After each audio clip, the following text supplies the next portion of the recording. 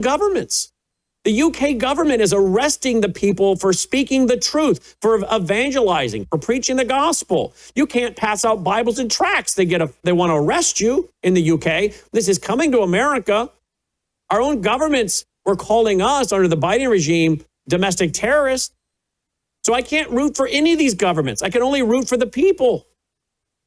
Yeah. And listen, even in the times of the kingdom of Israel, the kingdom of Judah, most of those kings were corrupt. Yep. Of God's people, the people of Israel, most of the kings were corrupt. There was only a few who brought about radical reformations. So we need to be on our knees. We need to be close to the Lord and pray that God would raise up people like he raised up prophets of old, people that had a voice, that had the word of God burning. We need people, and we need to pray for people, Christians that we know in key positions. Once again, people like Mike Huckabee, people that have a voice in the ear of these top leaders. There's still hope. We've got to hang on to the hope, even though it is dark. But the scriptures say the people walking in darkness have seen a great light. We got to believe that God is still on the throne, as dark as it is, and that his kingdom is going to be established. His church will not be shaken. Amen. The gates of hell. Amen. Amen. Take care, guys.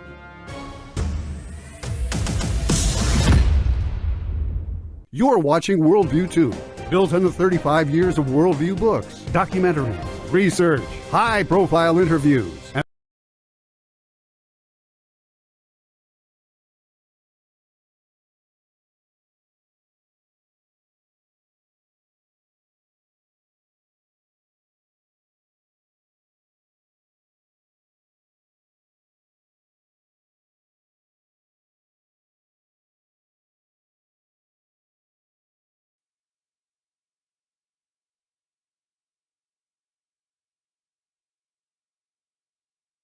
authored the first theater nuclear war plan and served as the vice commander of America's largest airborne intelligence wing. Colonel Rob Maness is a true American hero.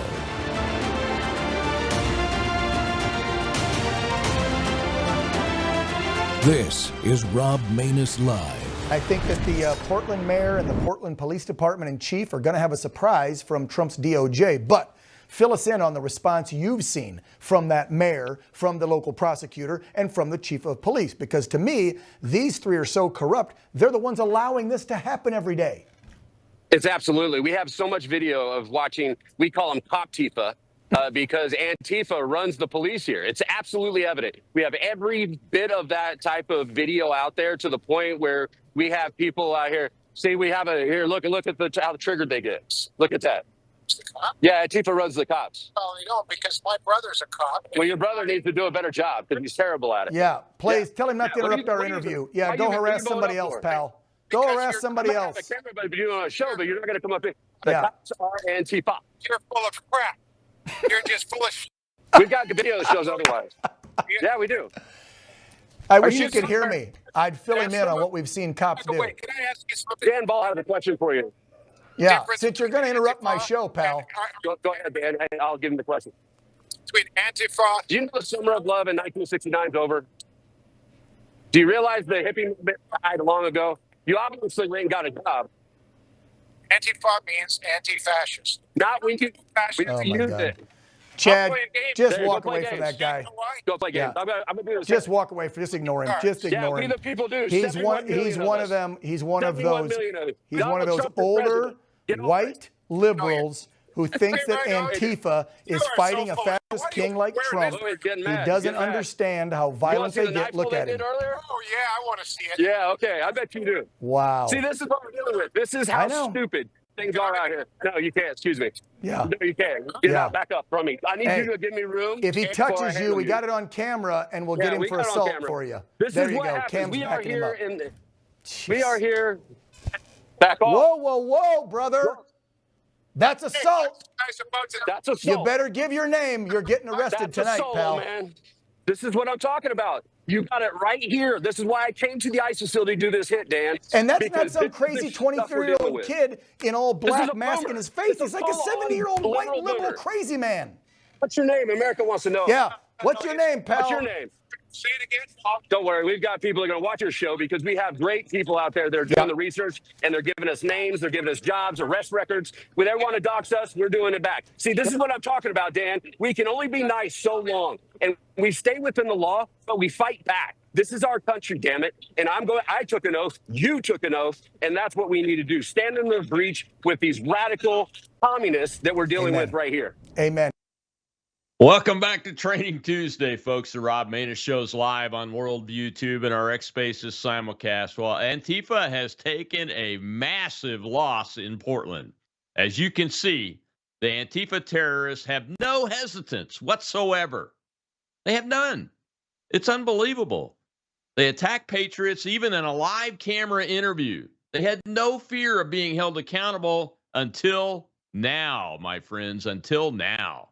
That's right. Nick Sorter reported a couple of days ago that after an intense pressure campaign, Portland police have finally forced Antifa to dismantle their camp outside ICE Portland, and a sergeant even declared publicly laws will now be enforced in the area of ICE Portland that weren't being enforced before, as Chad pointed out. And those include public drinking, disorderly conduct, even jaywalking, and a lot more. Well, folks, this is great news, and even greater news is that citizens who live there appear to be, for the time being anyway, safe on the streets, even at night, and will finally be able to get some sleep instead of having to listen to extremely loud noises like sirens coming from bugles and all kinds of things, and more importantly, threats to them coming from the Antifa terrorists when they try to tell them, this is my neighborhood, you need to leave because you're acting illegally. Well, my guest today is Chad Caton, who went to Portland again, and this time organized patriots to peacefully evict Antifa from its sidewalk camp. He and I are going to discuss his work in Portland this weekend, organizing with patriots to oppose these Antifa operations. Chad's a former U.S. Navy Seabee, he's a retired firefighter and first responder.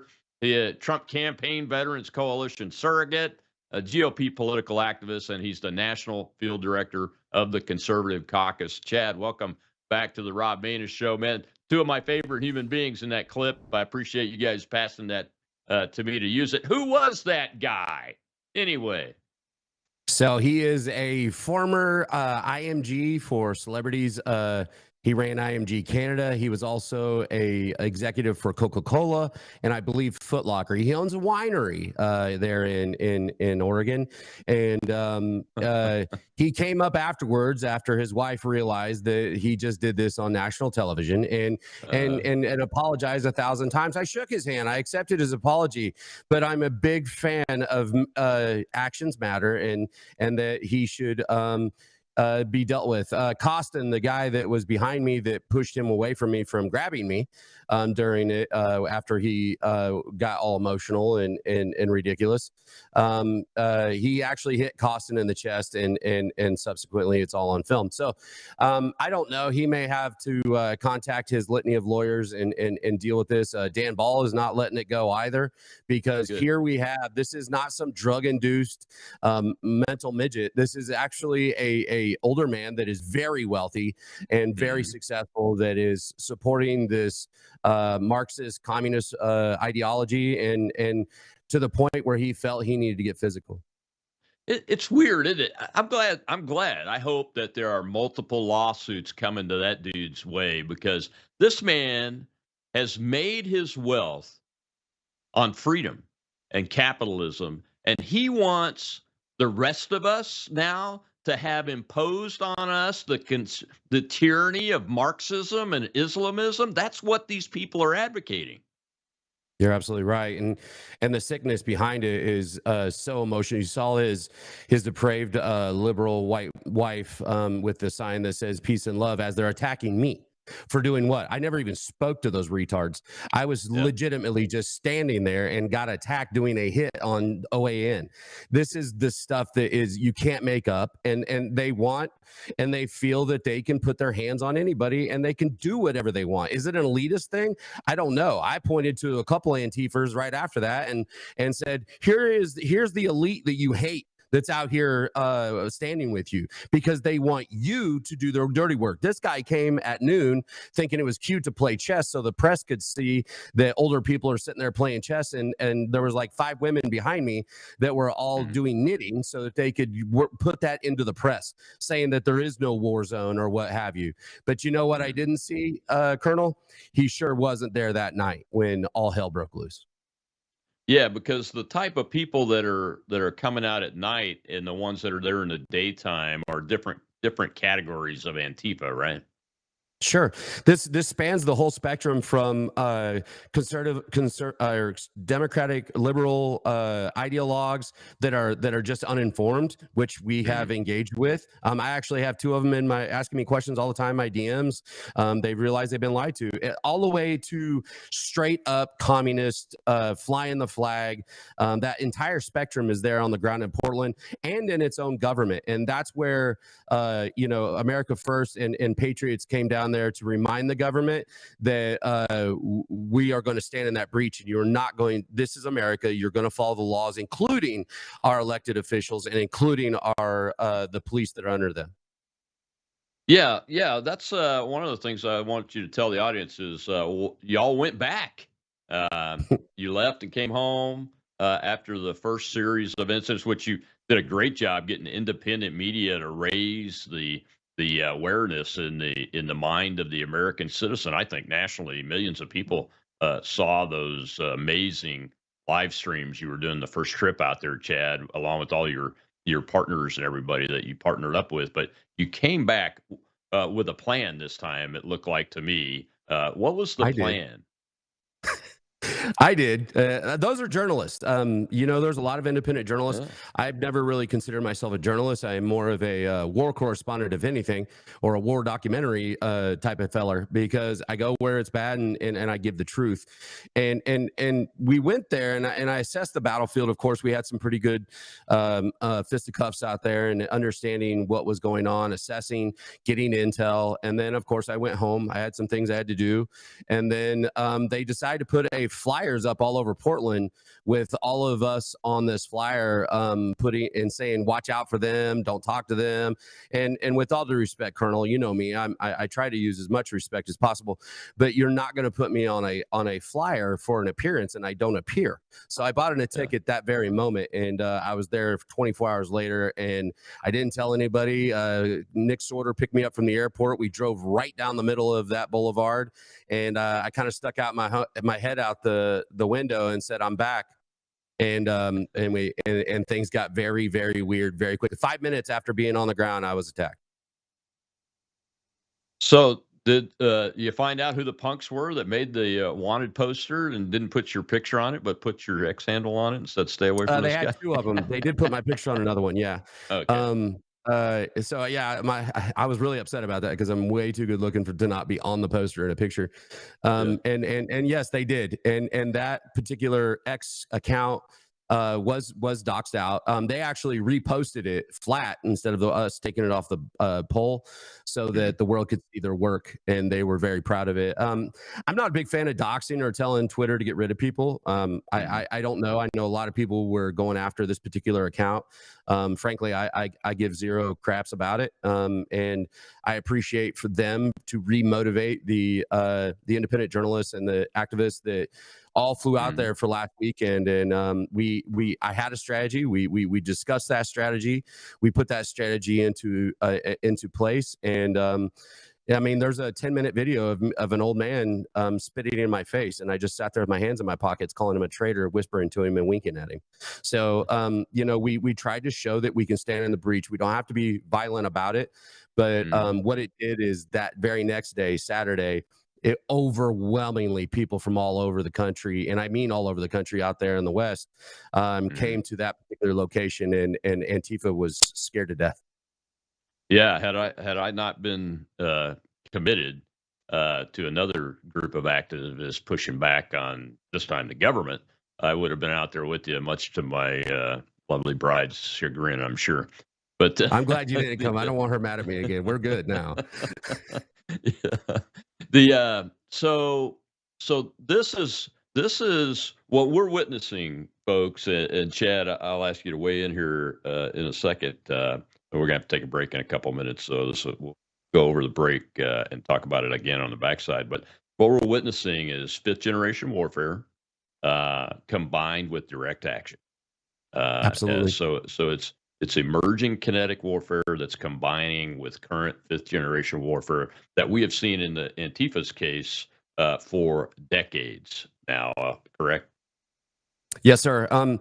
You know that General Flynn is somebody I hold in high regard, consider a mentor and friend. And we lost probably my biggest mentor in 5G warfare, the actual author, along with General Flynn and Boone Cutler.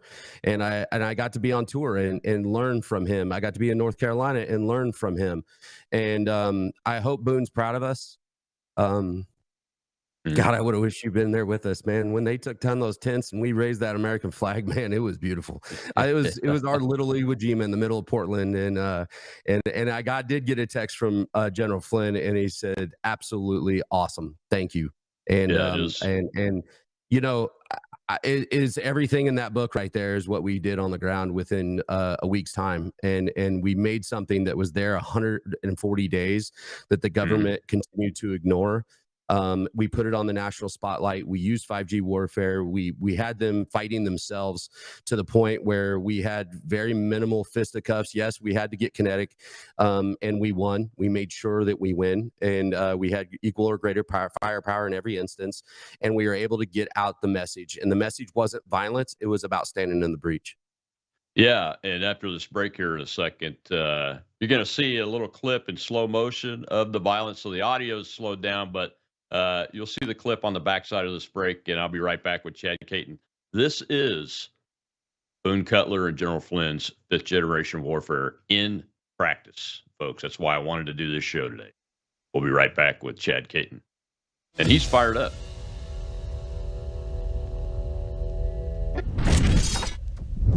We have a big announcement, folks. It's called Bella Melt. In the first week, you lost 3 pounds on this, right? That is correct. Your GLP-1 is a natural hormone that's in every single one of our bodies. And your GLP-1 lets you know if you're full. It's a satiety hormone. So when your GLP is working properly, it does help suppress your appetite as well as reduce those cravings. So what it's going to do best is it's going to reduce your sugar cravings or any other cravings you have in your body. It's going to suppress that appetite. But where Melissa got the most benefit, I think, over the last week was the L-carnitine. The L-carnitine tells your mitochondria, this is where you make, we've talked about it before, this is where you produce energy in your cells. It actually tells those mitochondria to burn fat for fuel. MelissaHouseBG.com just now introducing for the first time Bella Melt with GLP-1 fast action.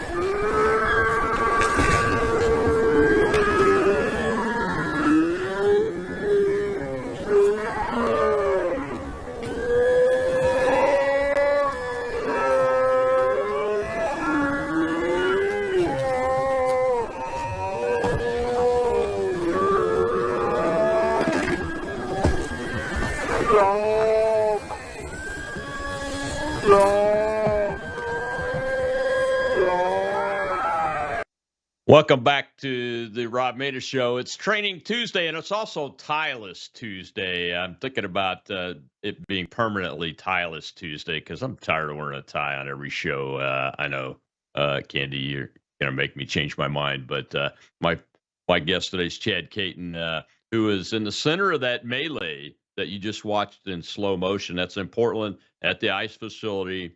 I'm assuming on the ground that Antifa declared was their territory, and not even American citizens that lived there's territory, and they weren't allowed to be there. The Patriots showed up this weekend, and that was one of the results. And Chad, one of the questions I wanted to ask you about from a training perspective for citizens that are watching this, in warfare, just like in the corporate world, where you're going up business, competing with businesses, what do you want to study about your enemy? You want to study their organization and how it works.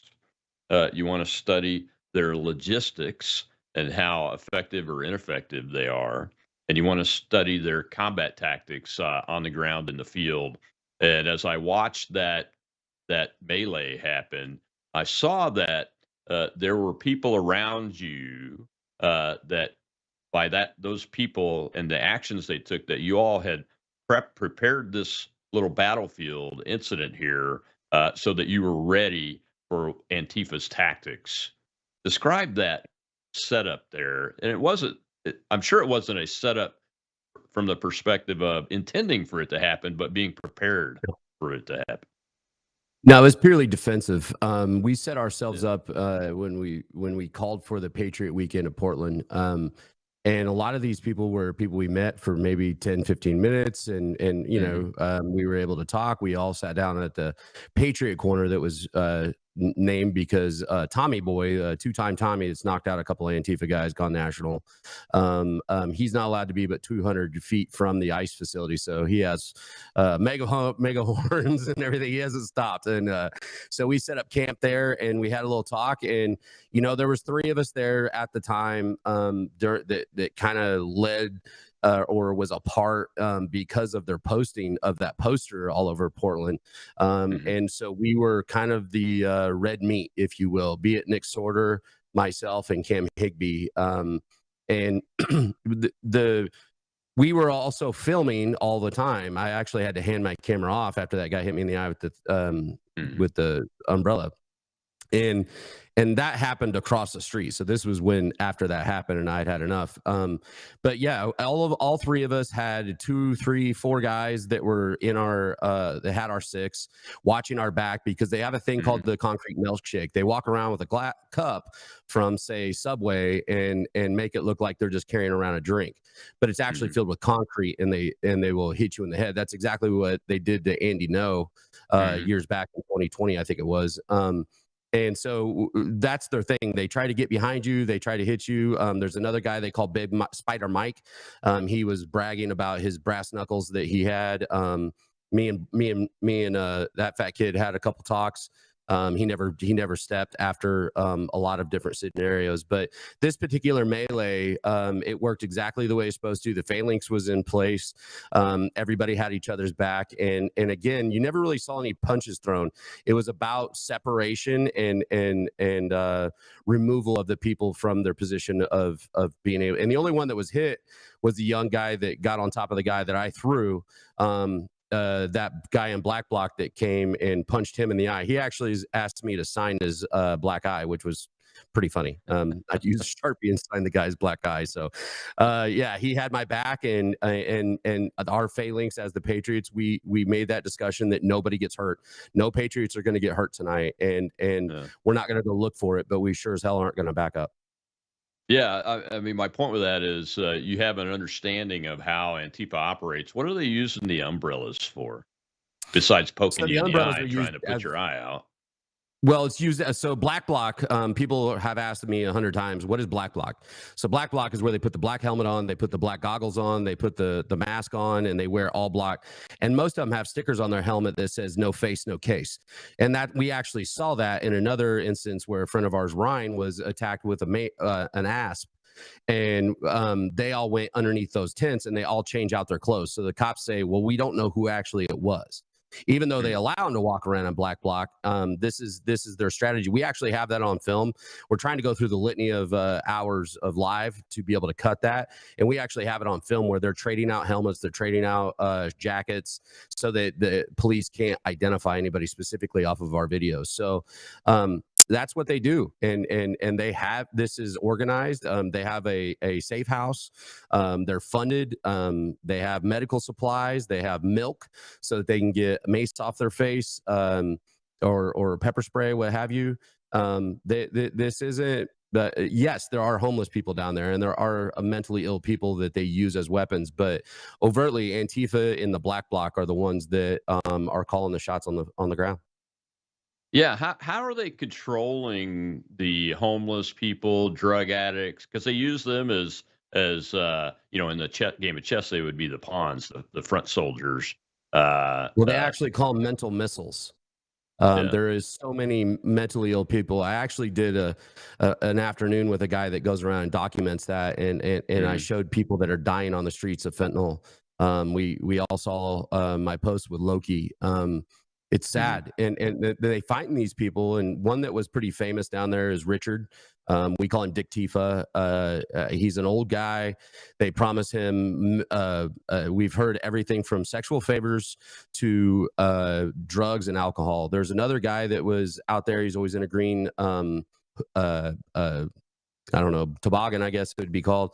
They just give him an 18-pack every day and 240s of Old English. And I actually was telling jokes to him and actually having a great talk with him. And then he got drunk and he gets real violent. And he actually got arrested for throwing full beer cans at the ICE agents that came out to clear the sidewalk. So they give them whatever their favorite thing is. There's also Methany. We call her Methany.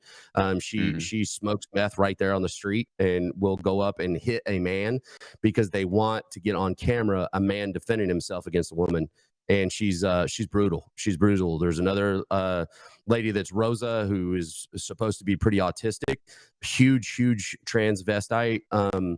Probably close to 6 foot, 250 pounds, thinks she's a man. And we are told she's extremely autistic and she likes to go at people. So they're smart in how they play the game. They're very smart in how they play the optics. And that's where the aired up animals, you start seeing frogs and all that. Yeah. Because the last weekend we showed the brutality of what they do and how ICE had to come out and clear the street and made it look like a war zone. So they had to change their optics, and so they went and got those blow up suits. And then you saw them in Chicago, you saw them in Boston, you saw them here in Myrtle Beach, you wherever it's kind of like their go to now to say we're just whimsical protesters until the national cameras leave. And I guess they didn't expect us to be able to stand in that breach, take the punches, and get the footage. Yeah, it's amazing. Well, we got some questions in the audience here. Let's go ahead and take one of those real quick. Go ahead, Sean. All right, Chad. We saw somebody who you had many conversations with, Pam Hampel, who was a J6 defendant, who is basically Antifa now. How much did that surprise you that she turned that way? And when she would accuse you of spinning everything, how would you handle that argument? She's a hood rat, and I mean, she is quite possibly one of the most disgusting boomer old people I've ever met in my life. There's actually a slow motion video where she's handing off bear mace to somebody in Black Bloc while she's filming. That Saturday we had a bunch of young fellers come out from different universities and whatnot. And there's one guy I gave call sign MAGA Mountain. The guy was 6'5", 350 pounds, just huge. Yeah. And they went at him right off the rip. And that's when we knew that the police weren't playing, and because they let MAGA Mountain handle that kid in Black Bloc. They'd separated him. MAGA Mountain came over to us, didn't get arrested. And from that point is when the police left and the melee happened. We heard on the scanner that they were told to stand down. They were allowing MAGA to do whatever they need to do that night. But Pam's not worth talking about. She's a joke. I mean, the Antifa doesn't even trust her. She's a clout chaser that's trying like hell to be relevant, and she needs to go back to Idaho and take a shower. She smells like cat piss. Interesting. Possibly that she was one of the Antifa people at January 6th that there is a lot of stories about. Yeah, she's pretty upset that she went to prison because she was MAGA granny or something. She got passed and was one of the first people into the Capitol building. And I believe she's always been Antifa. There's a guy out there in Idaho that says she's always been radicalized, and that I don't think Antifa uses her. To be honest with you, Antifa can't stand her. A lot of them don't trust her. She just is really just trying to be a part of something, and it's her game is pretty weak. Yeah, it is. It's interesting. I'm glad you brought up about the inflatable, whatever they're called, cats and green people and all that stuff. Trying to make Little it look fart like spray it's goes a long way with that thing. yeah. They're trying to they're trying to make it look like it's safe for children kind of thing at these outings that are really disguising direct action tactics. But I'm glad you brought up that they sprung up everywhere because that goes to one of the three things, their organization and how it works, how the organization works, command and control, and distribution of orders and distribution of new tactics is how a military organization operates. And that's a huge indicator that we're right. This is a nationwide, at minimum, probably global organization that has some way of communicating with its troops. Yes, sir. Torch Antifa out of Colorado is kind of like the Pentagon. That's where their big dogs are, and that's what we've learned through our intel. It's a little sketchy because they try to keep it as ambiguous as possible. But out of Torch, Rose City Antifa there in Portland has been the tip of the spear for Antifa United States for a very long time. The gentleman that I introduced to the asphalt and just got him away from me.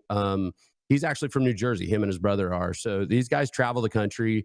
There's another guy that got arrested in Portland that shows him shaking and crying inside ICE when the federal agents arrested him for doing attacking somebody outside. He was just seen in front of. He was in Boston, I believe. And if you remember the police car that hit somebody in LA and he laid on the ground, and that was also him. So these aren't actors. These are Antifa operatives, and they get sent all over the country to do things and to be handled. Antifa is absolutely an organization. It is ran, it is funded, and it is protected by a lot of elected officials and celebrities for that matter. We know a lot of money from celebrities is going into Torch and Rose City Antifa. The original Antifa flag that you see for their direct action stuff is the Rose City Antifa flag. Yeah, let's talk about that organization, Rose City itself, when we come back from this break. My guest today is Chad Caton. I'm fired up. Go follow him on X. He is a leading activist in this new independent media capability that is finally able to emerge almost at will and have national impact by taking action at the local level. We'll be right back.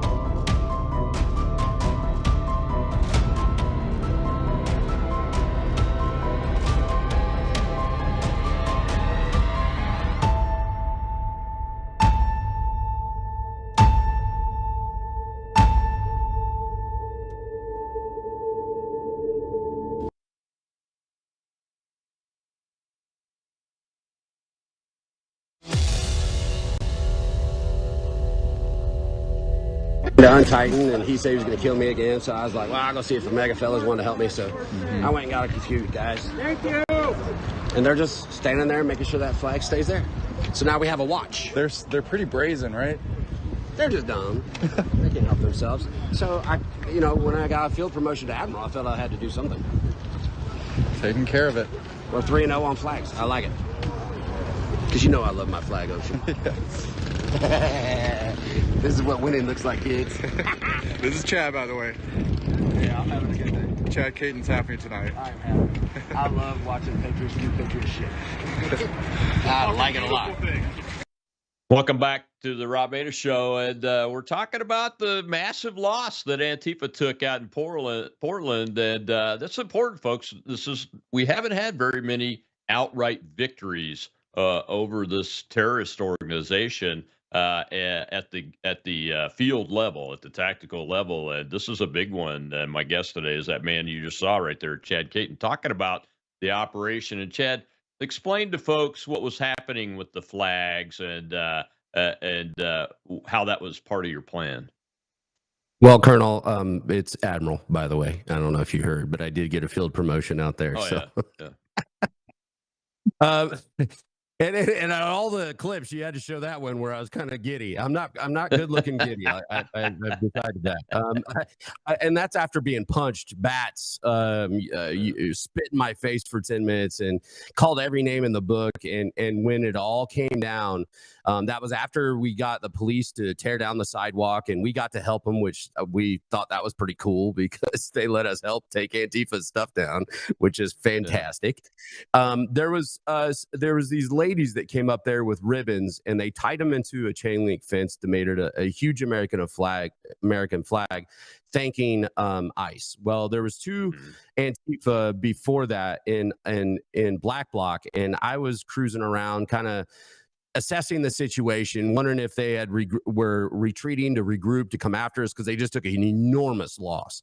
I mean, 140 days they had this encampment, and it was gone in 45 minutes. So I was kind of just checking the grounds, and the rest of the Patriots are down the Patriot Corner eating pizza and pumping their fists, taking pictures and enjoying it. And I just wanted to make sure that we didn't have a big onslaught coming. So I walked back down towards ICE, and there was these two people in Black Bloc, and they were untying him. Well, I went over there and I said, no, you're not going to do that. And I started tightening each one. And then there was just two of them. I couldn't stop it. And I was like, you know what?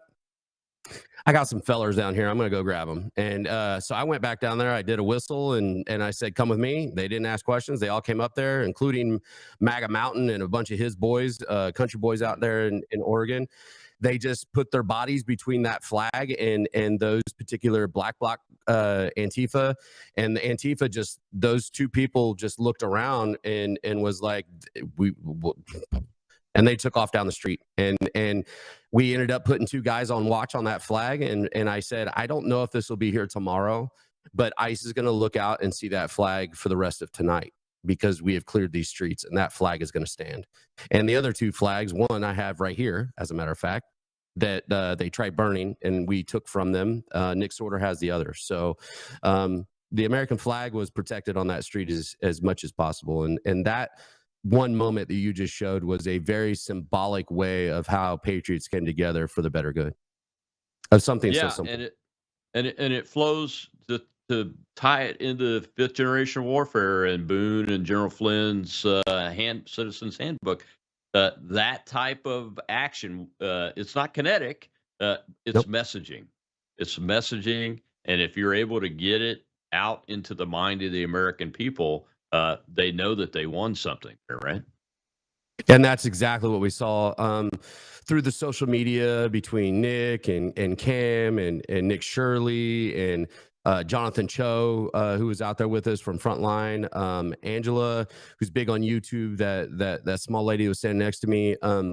Everybody was like, holy crap, that was easy. We could have done that 140 days ago. And I said, you keep waiting for the government to do something. Donald Trump is a tourniquet. You have a way for you as we, the people, to stand in that breach and just stand strong in numbers. Numbers always win, Colonel. You know that. And good strategy. I mean, we got to pat ourselves on the back a little bit on that, but we had a strategy and it worked. And it's being talked about all over the place in media that take what we did in Portland and do it across the country. And you will find that you will be in the winning side of this. And I don't know if you've seen, but there's Greek folks and Italian folks that are protecting statues now. There was a whole bunch of redneck fellas that went down the street, and I'm not sure what state, but they had their flags and they had their own bear mace. And when they got attacked, they maced the whole street. And I'm not wanting that, but at the same time, we can't sit in our homes and hope it's going to go away. And you know what? Yeah. The streets were cleared. And it's important to note that the team and the plan that you were part of was not offensive. It was not None. offensively direct action. It was there to be prepared to defend the ground, which is That's it. American It was ground. demoralization. It's That's what American we were ground. doing to show Yeah, greater firepower and demoralize the enemy, and we did. And to yeah. the point where the police were even, and we had those police come up to us. They said our hands are tied. Do you know that Portland is one of the only cities that the mayor is actually the police commissioner at one of two cities in these United States, and the mayor there is basically wanting all of us to be arrested or killed. If you listen to what he's got to say, I don't like using their names because I don't want to promote them, but Right. nonetheless, they couldn't. And we had a lot of those up. There was also officers that were with Antifa. That was very evident. Most of them were the police liaisons, the new social worker police officer, which is a complete farce and joke. And his twin brother happened to be in Black Bloc. You can't make it up.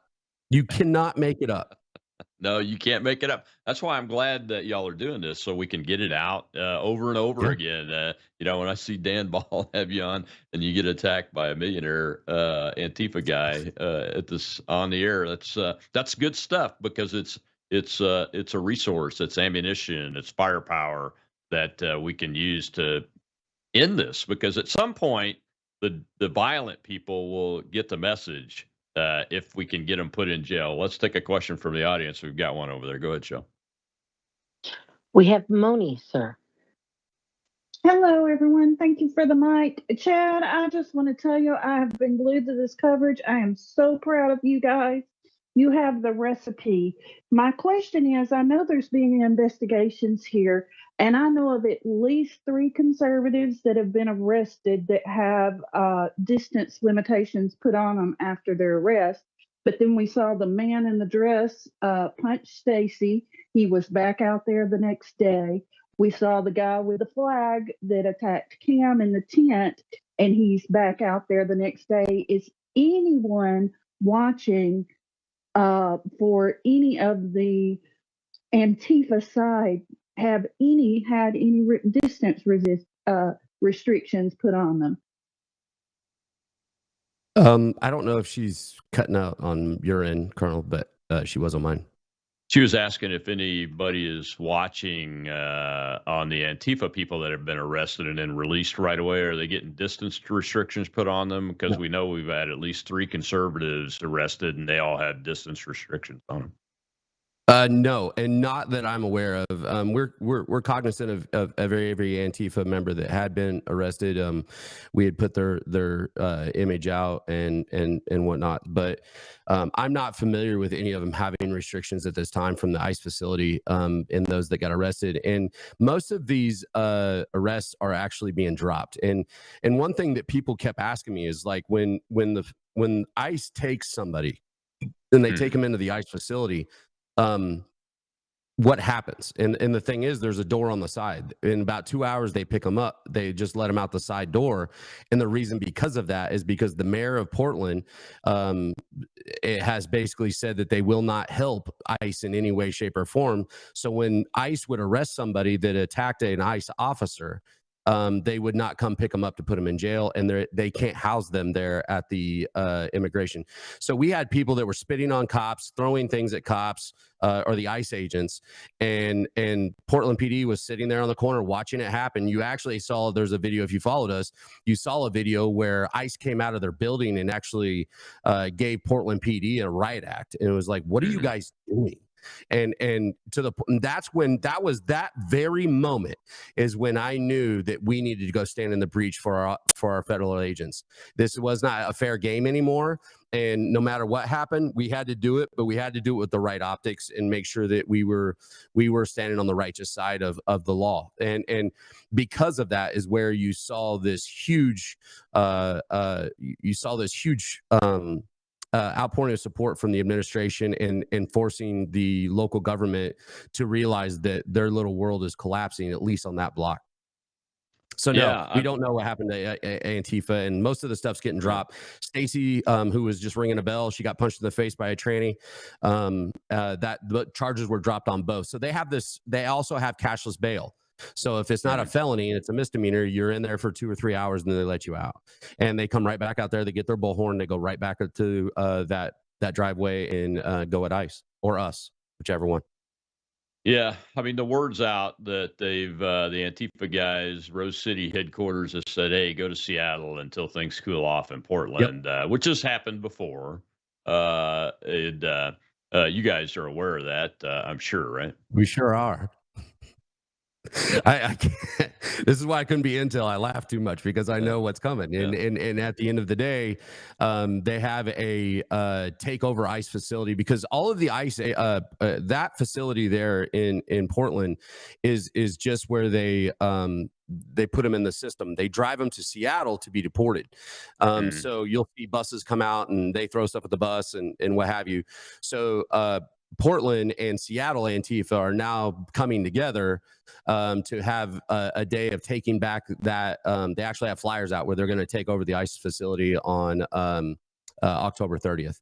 And there's a bunch. I'll be in Washington, D.C. telling this story, but there is a large contingency of patriots that are looking to go out there and support the police. And see, this is where this Democrat, we're not going to do anything with ICE. This is what they're causing, because there's a lot of patriots out there that want to stand with ICE and protect them. And since the local government and police won't, they're willing to put themselves in harm's way to do that. And that's what being a patriot's about. Yeah, it's kind of interesting dynamics. It reminds me of the incidents leading up to the Boston Massacre.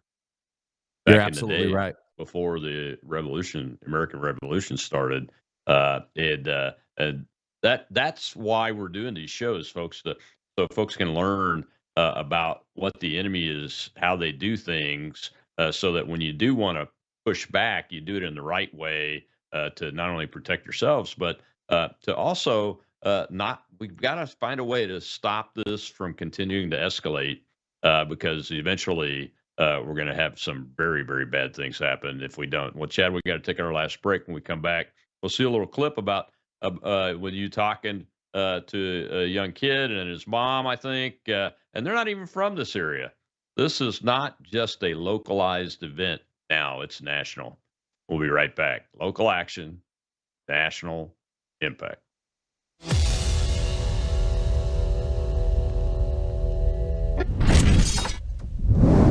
News is moving faster than ever, and so are we. Worldview Tube brings you 24/7 live stream coverage and now real-time alerts when it matters most. Once you have the Worldview Tube app installed, exit the app and navigate your way to Settings. In Settings, locate the tab labeled Notifications. Select the Notifications tab. Scroll down until you locate the Worldview Tube app icon. Select the tab, and here you can turn on and customize your notification experience for the Worldview Tube app. News doesn't wait, and neither should you. Turn on push notifications to stay informed. Every headline as it happens.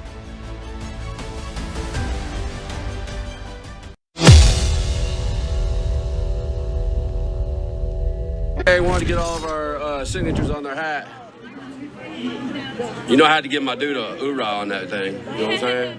There you go, Bubba. Thank you. You guys brother and sister? Yes, so this is our mom. It's your mom? So tell me, you know, you've seen the violence and everything down here, and people are going to be like, why'd you bring your kids down here? And I'm just going to ask that because I think I know the answer, but why did you guys come down? We had to show our support to you guys. That's super sweet. And you knew you were safe, right? Yeah, we know we're safe. Guys here, we don't have to worry. With us here, you ain't got to worry about nothing, man. I promise you that. We got enough. Can you believe all the MAGA supporters that are down here trying to take back the Portland streets? I think it's amazing. It's pretty cool, huh? Where are you guys from? In the Portland area? Washington State. You came all the way from Washington State for this? Yeah. Holy cow. Well, that means a ton to us. I came from South Carolina, so. Yeah, that means a lot to us. Because I will, and most of us, all of us here, believe in standing in that breach, right? Exactly. We got to keep our.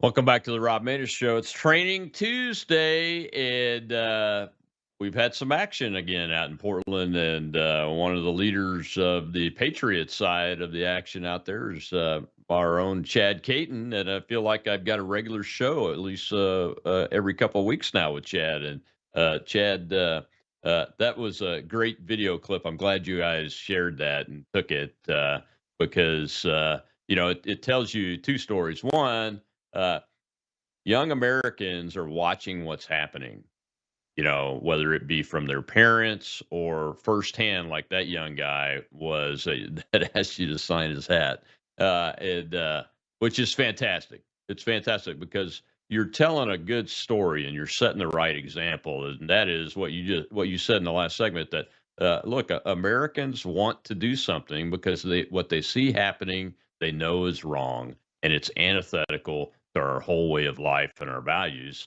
and they're figuring it out because the government is not doing it. Yes, sir. There's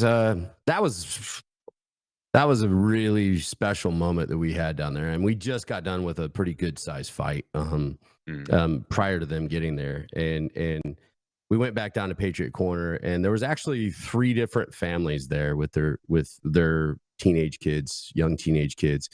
And that young man came up to me, he said, "Can I have a hug?" And I was like, "Sure." And I gave him a hug, and he goes, I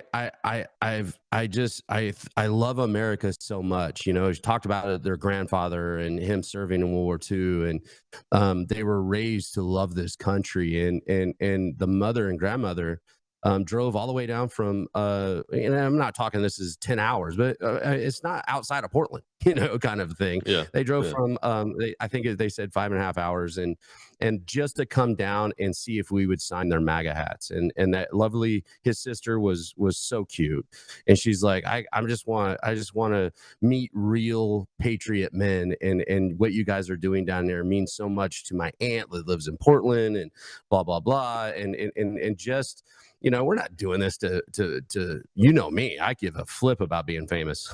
I'm about winning. Yeah. And there is a difference in that. There was journalists down there that were there to get the story and for their organization or what have you. But at the Conservative Caucus, we need to stand in the breach. And since I took over as the field director, we were going to do that. And thank God for Jim Pfaff as our president and our entire board that continues to support me in doing so. And the Conservative Caucus is trying to lead from the front, and for those families to come down there and validate the literal hell that we were in, constantly looking over your back, not sleeping, wondering if they're going to find your hotel, all of this. How are we going to get back to the hotel? Where are we going to go eat? Do I have to put my flak jacket on? I mean, everything was so crazy down there to see those people bring their young people down there and know that they were in fact safe because of us. And it wanted to thank us meant a ton to every patriot that was there. Yeah. Does that could you tell if that had an impact on the Antifa people? Oh yeah. They freaked. It was really sad. Not sad. I mean, I enjoyed it, but watching Antifa not be able to deal with something they've never dealt with. Now, granted, 2020, 2016, the Proud Boys came out there and did some damage. That was back when Antifa was ran by people that ran UFC gyms and were former military, and it was very dangerous. But this was a different kind of fight politically and 5G warfare aspect that we were fighting here. It wasn't ideological. It had nothing to do with the protests. It had to do with Orange Man bad, essentially, is what we realized.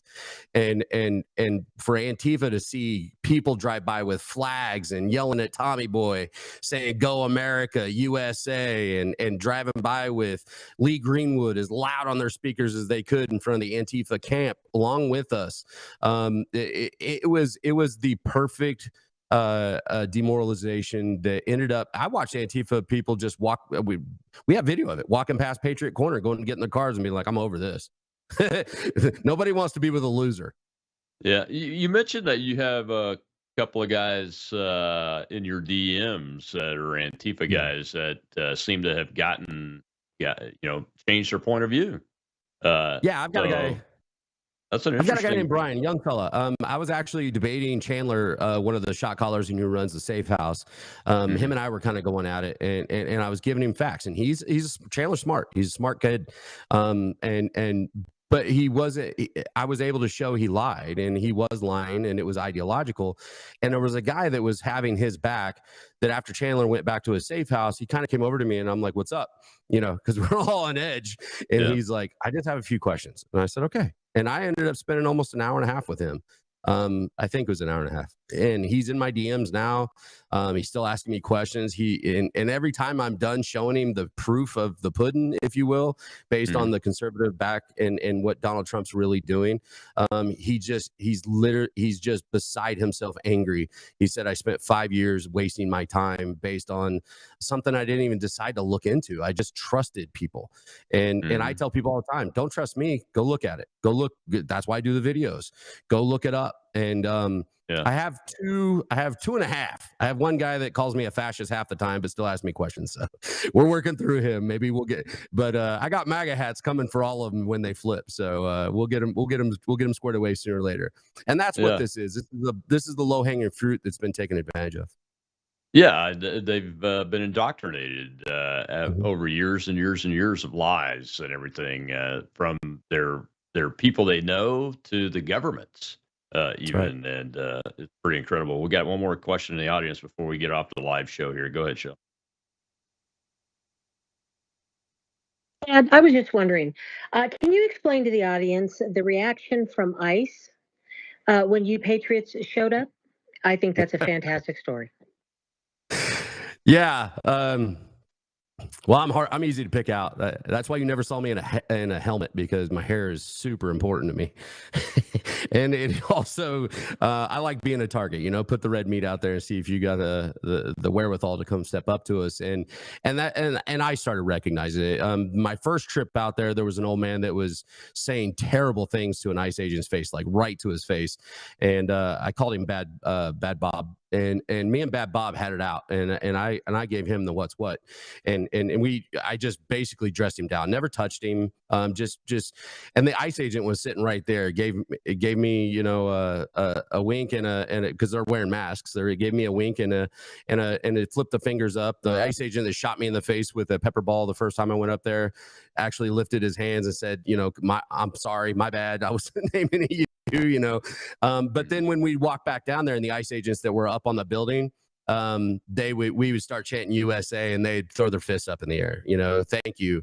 And when I came back, I walked right up to the ICE facility. I was like, "I'm back, boys." And there was 5 of them up there, and they all put their thumbs up or put their fist up saying, you know, "We're glad you're back." And they really appreciated it. And they showed us what they could to stay within their professionalism.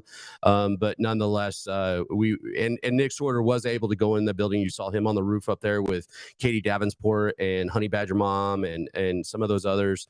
And they told us that they're in there watching our lives, and they're loving every minute of it, being supported, because for the last 140 days, they've been spit on, punched, hit, cussed at, told they're Nazis. Their cards have been dented when they come out. You name it, it's happened to these guys. And but I can say it's not happening now, and it didn't happen when we were there. And if I need to go back to Portland, I will. Yeah, exactly. That's the thing, is we have the ability to generate forces that we haven't been able to do successfully before now because of y'all's actions, Chad, and we appreciate you doing that. And this whole team, there's a whole team behind this, folks, that some people go out there, other people have figured out the tech on how to run these things. Like the first time y'all went out there, you ran hours and hours of live coverage to show the American people, and millions of people have seen that coverage and continue to watch it too, because it's all saved on the various platforms in different ways, and it's very important. Now, tomorrow is October 30th, and you're going to go to an event that is titled Independent Media. What is that? Tell us about it. But before you do, I want to make an announcement that Gator Pack Direct, my C4, is partnering with another organization, Freedom Frontline here in Mississippi. We're going to have the inaugural Gulf of America Action Conference on February 27th and 28th of 2026. And tell all the folks up there, Chad, I'm inviting you to be a speaker, but I'd like to get a panel of the actors to have a 30-minute panel discussion down here. It's going to be in Biloxi, Mississippi. is where we're looking at, and we're nailing down the venue right now. Well, I'm excited about that. I spoke briefly with Shell about it. Yeah, I promise you, I can get some of the Wolverines from Portland to come down there and tell that story. Maybe we even get Tommy Boy if you want to make it interesting. Tommy's. I actually tried to introduce him to Alex Stein because his political commentary, albeit sometimes off the wall and a little crass, but he gets his point across, and it's damn funny. So I look forward to supporting that event, but. I leave tomorrow morning at 6 a.m. here from South Carolina. I'm going up to Washington to General Flynn, who is the chair of the Gold Institute. And this was something that we talked about when we did the National Strategy Conference there at his offices. And it's open and it's free for anybody to come in. And we have a ton of speakers from all over the world, including Kurdistan. Nick Sorter is going to be there. We have CJ Pearson. We have Laura Logan, Jack Posobiec, and we're going to talk about what the new media and for us being the new media that actually came together as a conglomerate and made things happen. I suspect that what happened in Portland and between Cam Higbee and you know, the litany of other influencers that were out there, and Jonathan Cho, and we all worked together. We weren't trying to outdo the other. We worked together to make something happen, and it worked. And I have a feeling that that's going to be a large part of that discussion. So I wish I could be there, man. I'm going to be in Ole Miss supporting JD Vance and Erica Kirk at the Turning Point USA event way up the road here with my wife tomorrow evening.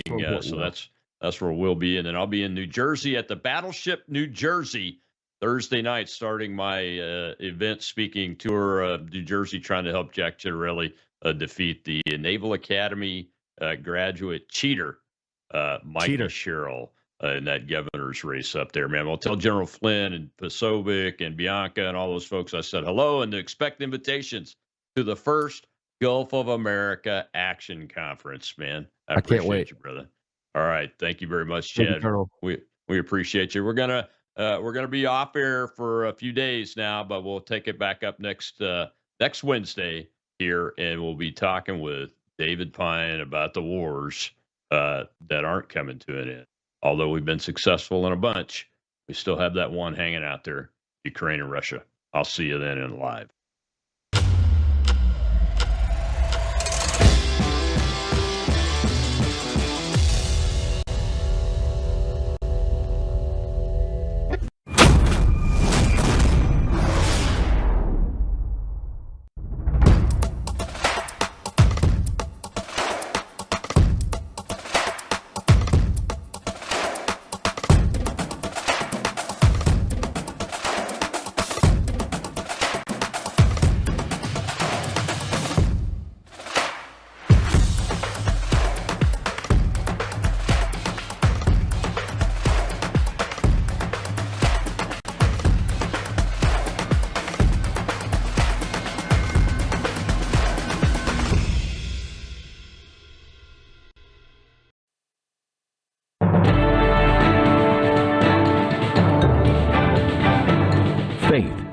Spiritual values, moral issues, government, economy, education, work, responsibility. What we think about these depends on our worldview. Now, VCY America presents Worldview Radio with Brannon House. Welcome to the broadcast. Glad you guys are with us. So here is my topic today. The GOP is allowing foreigners to take over America. Yeah, you heard that right. The GOP is allowing foreigners to take over the United States of America. And many of these foreigners are on the SNAP food program. They come here, they don't assimilate, they don't work, they're involved in organized crime. And if you doubt that, go up to Minneapolis, where the Somalis just milked the whole system up there to the tune of millions upon millions, right? We have imported gangs and thugs and rapists and murderers and child molesters. That was during the Biden administration. And then there's the GOP invasion.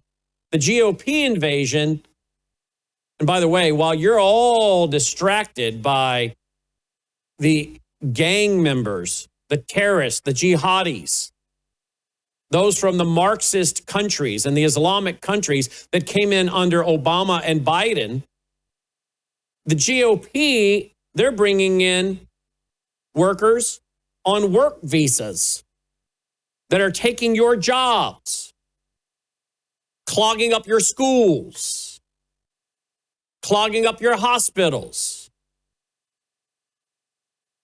That's the GOP.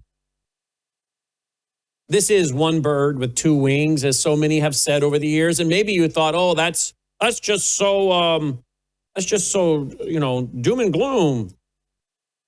Well, it is one bird with two wings. The left brings in, as I've already explained, the jihadis, the terrorists, the Marxists, the community organizers, those who can get on the federal dole, the state dole, the Cloward Piven strategy, collapsing the welfare system. That's the left, as I said. And then the GOP brings in and they take your jobs so that there is a destruction of the middle class. They are two corrupt parties. Are there a few good people in one or two of these parties? Yeah, no, but that's few and far between. Almost all of them are bought and paid for. Almost all of them are bought and paid for in one way or another. Maybe they are blackmailed. Maybe they've been bad little boys and bad little girls and even caught on video doing things they shouldn't do.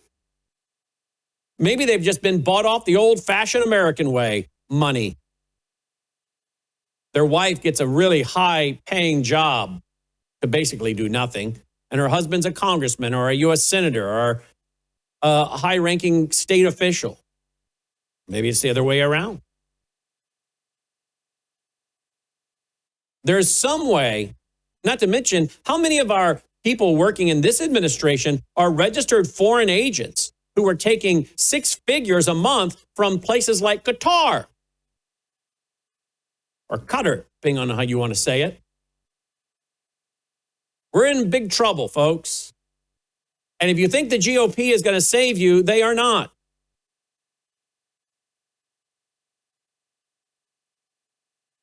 Let me go to an article that came out today, and I stumbled on it. And the headline, you know how they throw you ads for where you live? You know, they'll say, houses selling like hotcakes, and they'll name of your town, or houses about to collapse in prices, and it names your town, or, the best realtor or the best accountant, and it names your town, and it's targeting you because they can do that. They know where you live when you're online, and they can throw you ads that are tailored toward you, where you live, or what state you're living in. So I saw this early morning, a headline, and it was at a website I go to often to read the news, revolver.news, great overnight replacement. The Federal Express decline and fall of Collierville, Tennessee. And I thought, so that's probably some kind of paid advertisement to get me to read this article. Well, wrong-o. It was not. It was an article for everybody to watch. And what it's about is our little town of Collierville, Tennessee, where I've lived now for almost 21 years. And FedEx, which is based here, they hired a CEO to replace Fred Smith, an Indian dude, Raj, of course. That's his name, right? And I thought I found that out a few months ago, and I thought, now why would they choose to hire this guy, this Indian fellow? And I'm not against people from India, okay? I'm not talking Native American either. I'm talking India. I'm not against people from India.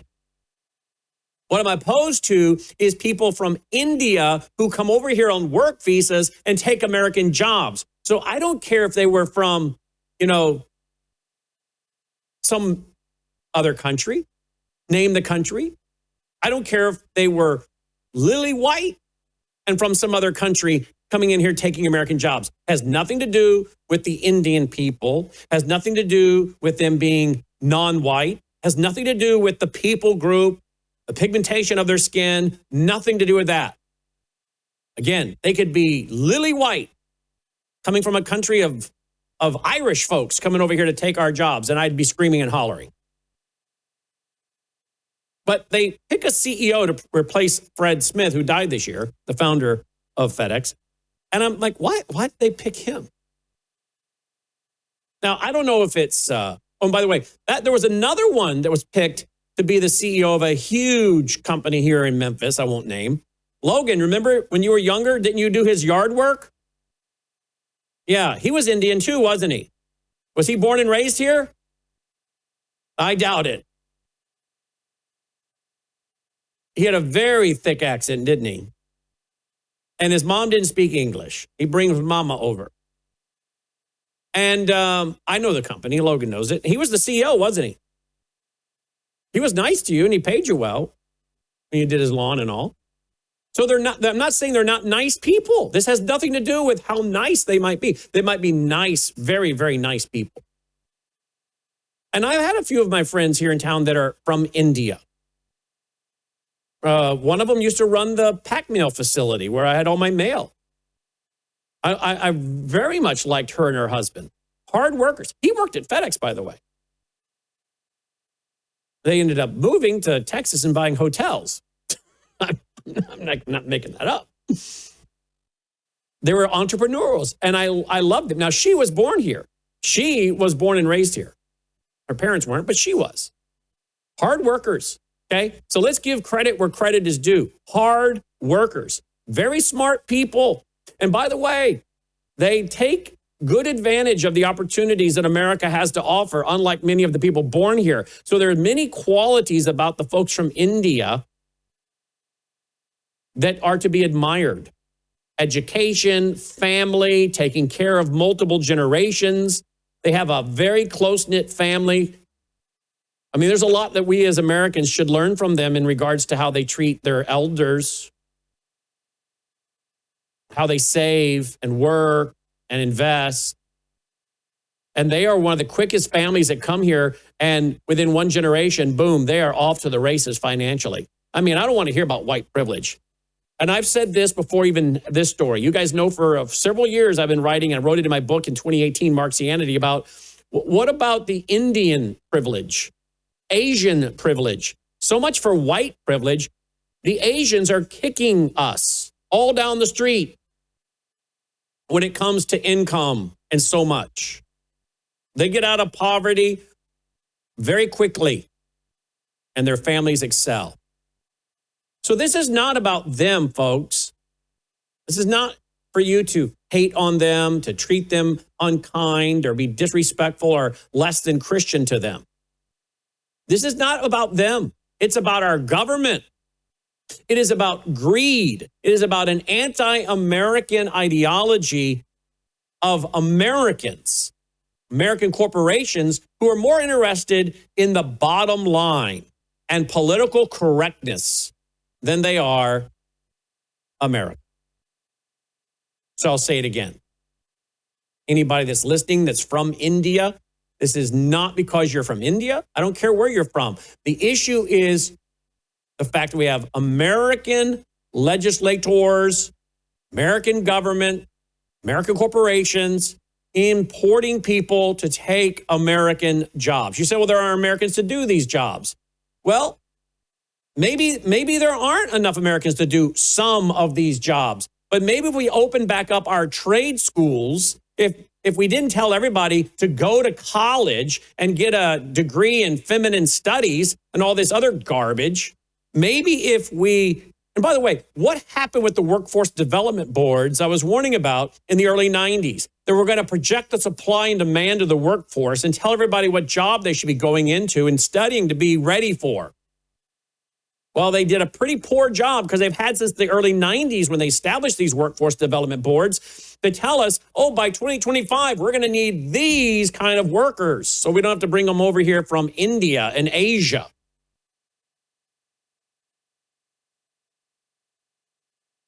because the government can't project the supply and demand of the workforce. They can barely project the weather. So here's the headline at revolver.news today. Great overnight replacement. The Federal Express decline and fall of Collierville, Tennessee. Now, before you think, oh, this is just about his town, I don't care, I'm turning it off. No, this is any town USA. This is multiple Fortune 500 companies that are doing this. We're just going to use this article as an example, but this is going on everywhere. Here's an article headline, How Indians Take Over Fortune 500 Companies. Another whistleblower employed at a Fortune 500 company discusses the takeover of his company by Indians. 20 years ago, we would have 100 Americans working and maybe 3 to 5 Indians. Now we have 100 Indians and 3 to 5 Americans. If Americans could see organizational charts, what's that, Logan? Okay. If Americans could see the organizational charts of these companies of American left in it, they would be very upset. All of our upper management and hiring managers are Indian, and they're not hiring Indians. Thank you for giving me the heads up in my earpiece, Logan. There was a guy cussing in the article, and he said, be careful. Now, this is very important. All of our upper management, this is a whistleblower, all of our upper management are Indians. All of our upper management are hiring managers that are Indians, and they're not hiring Americans. So you bring us back to FedEx, based here in, well, the tech buildings in Collierville. They got a CEO, an Indian CEO, and apparently he's hiring Indians. Now, again, I wouldn't care if he was from Sweden and hiring all white Swedish folks to come in here on work visas to take our jobs. It'd still be a problem. Now, I'm going to go back to the Collierville article because, again, it explains the fact that you have these Indians taking over Fortune 500 companies. But it's not about the Indians, I'll say again. It's about the American corporations that are apparently wanting some diversity. I've been, I guess, told that this is how you're politically correct while you get cheap labor. Don't go away. You woke up with a sore throat and a low-grade fever. You know you are getting sick, so here's your choices. You can get sicker and miss work. Try to see a doctor this week or sit hours in a crowded waiting room at urgent care. I have a smarter option for you. Open your medical emergency kit. Match your symptoms to doctor-recommended prescription in your booklet and take the right meds now and get well faster. This is not a first aid kit. It's like having an urgent care in your home. It includes doctor-prescribed medications to treat over 39 medical issues like respiratory infections, strep throat, pneumonia, UTIs, and more. No waiting to see the doctor and no standing in line at the pharmacy. It's right here. Every home should have at least one medical emergency kit, and here's how to order. Go to worldviewhealthcare.com. Your kit to treat dozens of common and serious illnesses is rushed to your door. worldviewhealthcare.com. That's worldviewhealthcare.com. The emergency kit available at worldviewhealthcare.com. Make sure you don't have to go to urgent care. I got pneumonia. I didn't have to go. I took this last year. Stayed at home. Went to bed.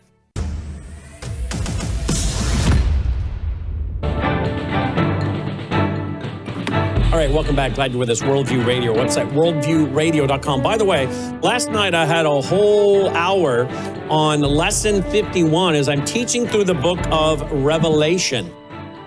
Lesson 51. And I finished up Revelation chapter 21 last night. I have never taught through an entire book of the Bible. And I'm telling you, I've had so much fun and I have learned so much. And when I do this, I find out just how stupid I am. Man, if you want to think you're smart, start studying through a book of the Bible and you'll realize how much you don't know. How much I yet have to learn. And I have learned so much. And frankly, you know what's pretty exciting, as I dealt with last night, and I'll get back to the topic. Do you know when we get to heaven, we'll keep learning? People think heaven's going to be boring. Well, they don't understand heaven. Because we're going to be learning, and guess what we won't have? The curse, a sin nature. We'll be able to use our full brain power and learn and explore galaxies. Literally, you'll have a resurrected body like Christ, and you can go instantly to places. And there's going to be exploration. And we're going to be ruling, those of us of the church age, will be ruling over the nations, which really means Gentiles, which are those who come out of the tribulation in their physical bodies, roll into the millennium, begin to have children. Those children have physical bodies. They roll out of the millennium into the eternal heaven and earth with the new Jerusalem coming down out of heaven. And we'll be ruling over these nations. We're going to be very busy, but we're going to be exploring and learning and inventing. And then it says in Revelation chapter 21 that the nations will bring their glory to Jerusalem. They will come through the gates. Remember the 12 gates. One gate will be one individual pearl, which, as I said last night, isn't that fascinating? Because the pearl is often how the gospel is described. The pearl. Don't cast your pearls before swine. That's the gospel. Someone blasphemes Christ, blasphemes the gospel over and over. Stop it. Move on. It's a pearl. You know the great thing about a pearl? It was in the time of Rome. It was considered one of the highest, most valuable commodities. There was nothing that man could do to make it better. It was what it was. And I said last night, isn't that really the gospel? There's nothing that we can do to make the gospel better, even though man tries with their man-centered gospel, their prosperity gospel, their man-centered gospel. Let's take a survey of the community and give them the kind of so-called church they want to make it more appealing. But you can't make the gospel better. You can't make a pearl more beautiful. You can't make a pearl more valuable. There's nothing man can do to add to it. The gospel is the same way. We just present the gospel. It stands on its own. It's priceless. And the gates going into the New Jerusalem will be one individual pearl.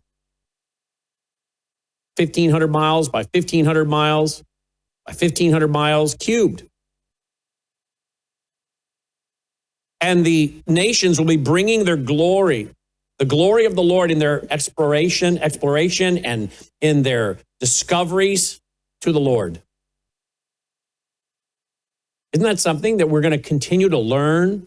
And I mentioned that in the context of how much I have learned studying the book of Revelation and how much more I have to learn. Now I'm going to finish up Revelation chapter 22 in the next probably 2 weeks and move into the book of Daniel. I'm excited to see how much I don't know. All of the studies, by the way, are at Worldview. No, what are they? They're at lastdaysstudy.com.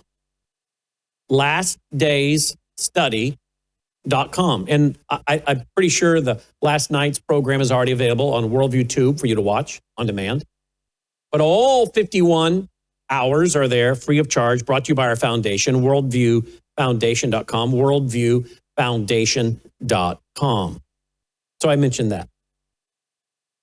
Now back to this topic of the GOP. The GOP is selling out the country. India has, ask Logan to look it up. India has the third most Muslims of any country. Okay. So how many? 213 million Muslims? Indonesia, Pakistan, India, Bangladesh, Nigeria, Egypt, Iran, Turkey, Sudan, Algeria. So India, number 3, 213 million Muslims. So how many of these that are coming here from India are Muslim? Well, it's your GOP that's bringing them here, folks, with your government. This is why we're not a free market system. And by the way, when this free market system collapses, you better be ready to explain to your children and grandchildren, that wasn't the free market system that just collapsed. That was what you call corporatism or communitarianism. Big word, means big government, big business, merging together, working together. Big government, big business, in cahoots. That's what that's been. That wasn't capitalism.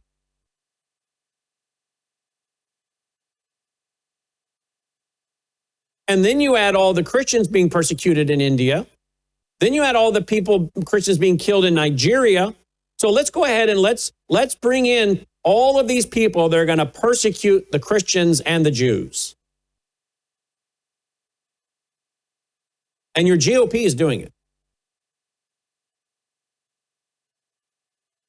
So here we have FedEx. That's the example. Collierville, Tennessee, our town where we're based. This is the article at revolver.news today, but it's any town USA because I've already read to you the headline about how Indians are taking over Fortune 500 companies and they're hiring Indian managers, and the Indian managers are only hiring Indians. So FedEx has this guy. Let me just read the article. For 2 generations, Bob's family didn't just work for FedEx. They were part of the Collierville community that the company built. His father, a Collierville native, retired as a respected FedEx pilot. Bob followed him into the company, securing a white-collar technical role and the promise of the same stable, prosperous life in the Town Parade magazine once named Best Main Street in America. Remember me telling you that? That our town squares like Mayberry? It was literally named Best Main Street in America by Parade magazine a few years ago. Some of you went down there when you came to our town. You went down to our main street. Cute, adorable. And by the way, I was shocked by this article, and I live here because, look, guys in the control room, is it just me, or do you see a lot of Indians when you go out? Okay, Thomas says yes. I'm going to say I see some. I saw some this weekend, but I don't see a lot. But I did go by some of the apartment buildings over the last year or so. And when the bus stops and the kids get off the bus, and you're required obviously to stop because the stop sign goes out on the side of the bus, and you stop and you watch all of these kids pour off the bus and their mom's standing there in the apartment buildings outside for them to get off. They're overwhelmingly not from here. Mostly Indians. Now, they obviously don't eat at the restaurants I eat at, and they don't shop, most of them, at where I shop. And I even sent this article around to folks in Collierville today, guys. And you know what someone said back to me? Where do they shop? Have you guys noticed that? Are you just telling me the answer you think I want to hear? Do you guys see them when you're out shopping? What'd he say? Thomas says yes, I don't, but I don't go. Logan says he doesn't see that many. I don't either. And the university has programs that get them. The university has programs that get them to come here from India. Okay. But I'm telling you, I sent this to some locals, and locals said, well, where do they shop? Because I don't see a lot of this. Okay, he did just say a big box store where you get a lot of quantity cheap. I'm not going to advertise for them. And you're right. I saw that. I went there this weekend with the wife. But when I'm just moving around town, I don't, which tells me, guys, they're shopping in their own markets. I'm not saying that's wrong. I'm just saying there has to be a network where they're shopping in their own stores, their own shops. They're getting their own specialty foods. And I'm wondering if they're doing a lot of shopping online. Well, there are Indian markets. And there's 5 where you live. Okay. Well, the reason I'm bringing all this up is because I live here, and I read this article. I'm going, okay, I knew there were some, but not this many. Why am I not seeing it? Well, A, I don't go out a lot. I don't get out a lot. That's true. B, I don't think they shop and eat where we shop and eat. I think there's a market that is very unique to them, which is fine, that they're entitled to their own diet and culture and everything else. What I'm saying is you may not know this is going on in your community because it's kind of, unless I guess you have kids in the school, you would maybe not know it, or unless you're in maybe real estate, unless you live in an apartment building where they're really predominant renters, which, by the way, this article goes into the fact that they're building all of these apartment buildings. Now, we talked about this on Brandon House Live about a month ago, wasn't it, guys? And you guys are really answering slow today in there. They are building here in our town so many apartment buildings to the point that it's becoming an issue for many people that live here and have been here for generations. They don't want to be a town full of apartment buildings. But I will tell you, I mentioned on Brain House Live the other night, about a month ago, what's it called? Water Tower? The Water Tower District. That's the name of the development. And I must tell you, it's gorgeous. My wife's like, I think I'd like to live there. It's no maintenance, obviously. It's an apartment building, 1 bedroom, 2 bedroom, 3 bedrooms. And we looked up the rent. Whew, not cheap. And you're thinking, who is going to be able to afford that? Not the guys in my control room. Don't laugh. Not because you're underpaid. It's just because they're very expensive apartments. They're in there laughing. I'm thinking, who's going to be able to afford this? I said that to my wife. I said, those are nice, but who's got that kind of money in this market? Well, now I think I know. The folks coming in on the work visas, working for big tech companies and big data centers. It's got all these beautiful shops out front. Some of you probably ate at them. Beautiful shops and restaurants out front. And then behind them are the multi-story, beautiful brick, Mayberry, USA looking, laid out like a town, apartment buildings. Now, these are high-end looking. They're very pleasant when you go by them. So I have to thank them for that. These aren't like ugly apartments they've thrown up somewhere. They're very aesthetically nice looking. Manicured lawns, all brick, walking paths, and you can walk out of your apartment, your 1 bedroom, 2 bedroom, 3 bedroom, and go to these places to shop and eat. So it at least looks nice. But I'm like, who can afford this? I was wondering that. Now I think I know. Because here's this article, and it went on to say that the schools, they're going after this guy, Bob, who has been here his whole life, and his dad worked for FedEx, he worked for FedEx. Bob watches with a growing sense of distress as the forest and fields he played in are clear-cut to make way for massive multifamily apartment complexes. His unease solidified into alarm when a friend who teaches at a local elementary school mentioned a startling statistic. Nearly 80% of her students were now minorities, with half of them Indian, who need requiring language work.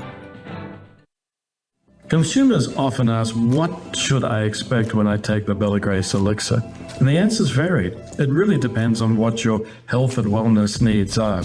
I would consider this as your foundational core product for a whole range of health and wellness issues. Let me give you a few examples. If you're a little bit older and you have some joint health issues, some problems with mobility and discomfort, the elixir is going to be your best friend. If you have some skin health issues, wrinkles, hydration, aging, all of those elements are going to be benefited from the elixir, including age spots. Now, if you're in a younger demographic, maybe visual health is where you need some assistance. Eye fatigue, dry eyes, all of those are going to be benefited by the elixir. It's a core product because it benefits so many.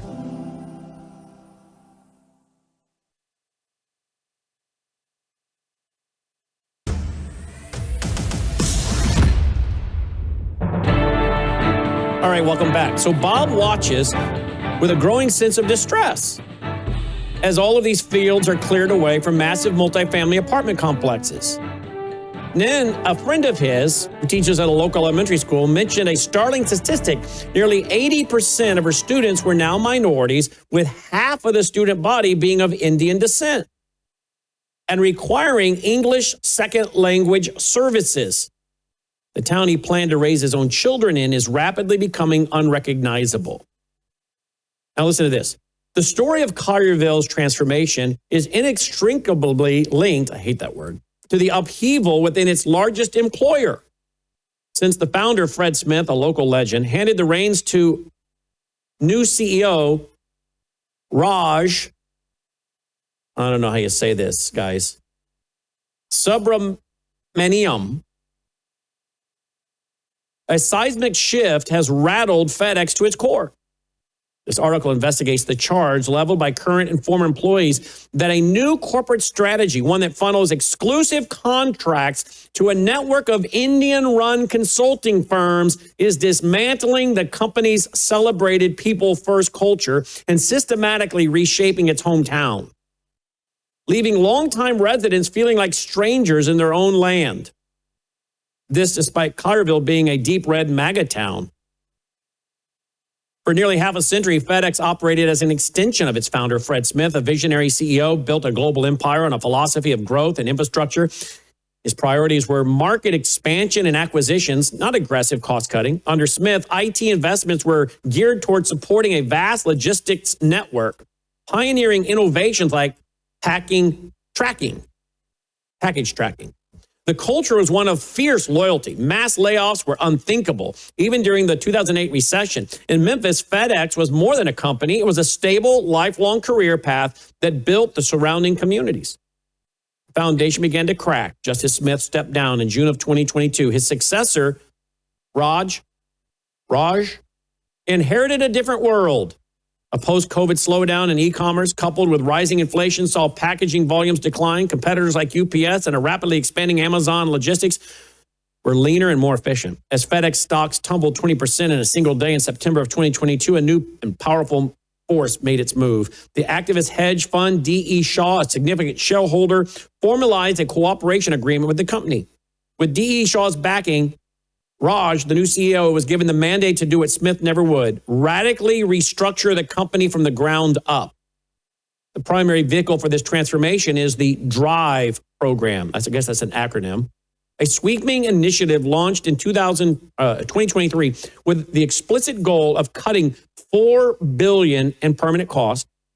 At its core, DRIVE is an IT-led, listen now, IT-led overhaul designed to integrate FedEx's historically separate express and ground networks, a move Smith had long resisted. To execute this vision, FedEx turned to outside consultants, it names who they are, to help build this digital infrastructure. For longtime employees, the shift was immediate and brutal. FedEx terminated long-standing contracts with IT vendors, it names who some of them were. And apparently, I guess what they did is headed off to bring in folks from India on work visas. The IT-driven consolidation has led to the closure of nearly 100 facilities across the United States and the elimination of thousands of jobs. Memphis has been hit the hardest, with 1,200 to 1,300 layoffs around 2025 alone. Since Raj took over, we've had layoffs each year and no growth. Most managers aren't allowed to backfill positions if someone leaves, whether they move to a different department within the company or outside the company. Promotions have stalled, healthcare has gotten worse and more expensive. That's what Bob wrote. Now, I'm going to skip on through the article for the sake of time. But remember now, this is going on nationwide, folks. We're just using this as the jumping off and as the model. Apparently what they're doing, folks, is bringing in a lot of people from outside.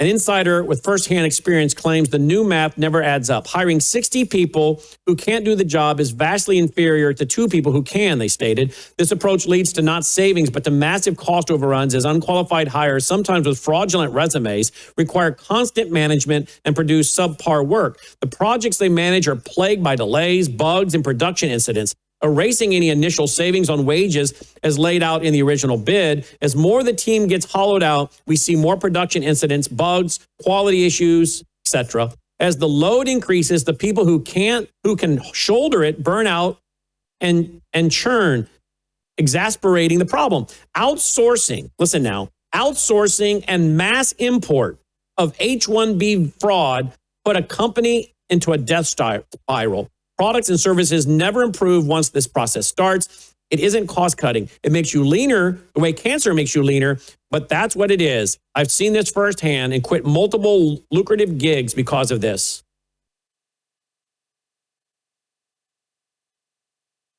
The internal crisis at FedEx is perhaps most visible from 30,000 feet. The pilots, long considered the elite backbone of the company's global logistic network, are in open revolt. Every single FedEx pilot I know is looking into alternative employment.